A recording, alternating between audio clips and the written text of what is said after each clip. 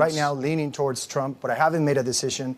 I'm also concerned about the way I feel President Biden was pushed aside. Oh.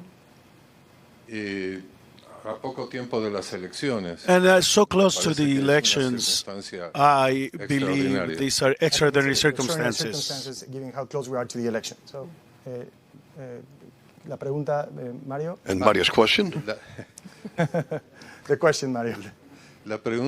So the question is, how can you clarify this whole process and how you were elected?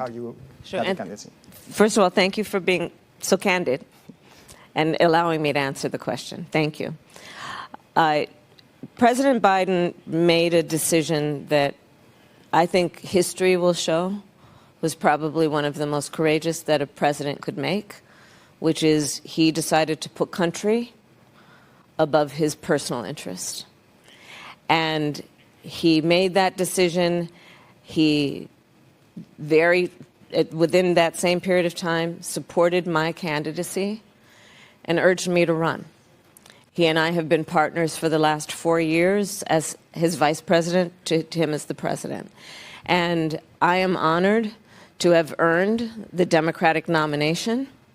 I am honored to have the endorsement of people from every walk of life. You will probably find that I probably have a bigger coalition of people who couldn't seem to be more different than each other, who have come together around my candidacy. From 200 Republicans who worked with and for both Presidents Bush, John McCain, Mitt Romney, including Liz Cheney, the former Congresswoman, and her father, the former Vice President, Dick Cheney, who was supporting me. Former members, very esteemed members, including generals of the national security community.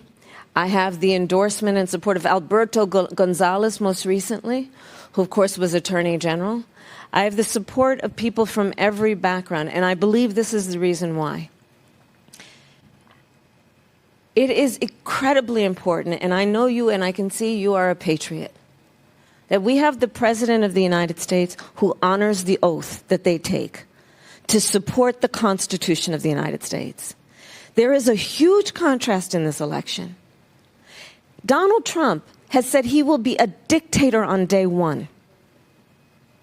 Many people come from backgrounds and countries of origin, and we know what that means when you're talking about someone who wants to be president of the United States and wants to be a dictator, and what that means in terms of taking freedoms from their people. Donald Trump has said he would weaponize the Department of Justice against his political enemies. I urge you to look at Project 2025, and you will see he will strip the Department of Justice of its independence and put in and hire across the board, instead of career public servants, his people who are his loyalists. Donald Trump said he would, and I'm using a quotation, terminate the Constitution of the United States. Imagine the Constitution of the United States, which guarantees the Fourth Amendment against unreasonable search and seizure by a government on you. The Fifth Amendment. The Sixth Amendment. So I believe that the stakes right now are extraordinarily high, and potentially, some might say, historians have said, unprecedented. And so maybe the whole situation, including your point, is a bit unprecedented. But this is an unusual time where we are literally having a choice as the American people about choosing a path, either that is about rule of law, democracy, or something that is about admiring dictators and autocracy. Did you see the most recent report about the COVID? We talked about COVID. The COVID test?